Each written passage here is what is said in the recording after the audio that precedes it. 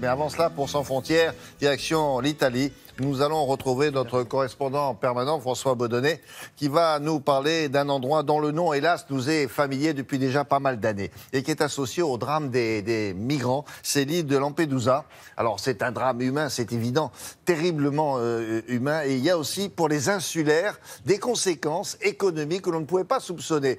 Bonjour François, racontez-nous ça.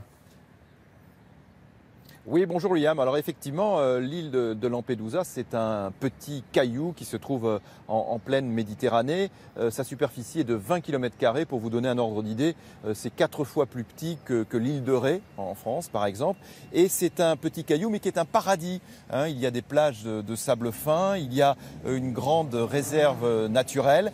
Et depuis 20 ans, eh bien, malheureusement pour cette île, elle est associée effectivement au drame, évidemment encore plus grand que ce drame des migrants. Et la conséquence, eh bien, c'est que l'activité touristique depuis 20 ans a considérablement diminué. Et c'est un problème pour ces insulaires. Regardez le reportage que nous avons réalisé avec Florence Crimon et Rebecca Cananier.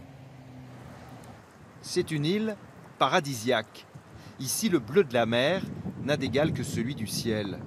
Lampedusa a longtemps vécu du tourisme, jusqu'aux années 90, lorsque des bateaux de migrants ont commencé à traverser en masse le canal de Sicile. Depuis lors, l'Eldorado touristique a disparu et la plupart des hôtels restent désespérément vides. De 2002 à 2015, la fréquentation n'a cessé de diminuer. C'est un véritable désastre économique. Une baisse de 80% de l'activité liée au tourisme, car Lampedusa est dans le monde entier associée à la tragédie des migrants. Seuls quelques baigneurs profitent de la tranquillité des lieux. C'est une erreur. Lampedusa, c'est d'abord la beauté de la mer. Je suis venue quand même sur l'île. Elle est belle et on doit l'apprécier telle qu'elle est. Ça ne me pose aucun problème. Même s'ils se baignent comme nous, pourquoi devrions-nous les éviter? En pleine saison, Lampedusa peut accueillir 20 000 personnes. C'est bien peu par rapport aux capacités de l'île et insuffisant en tout cas pour faire vivre sa population. Alors que faire? Comment résister? Comment les professionnels du tourisme sur place font-ils? Alors d'abord, ils proposent des prix très bas. Moi, je suis allé à Lampedusa à plusieurs reprises.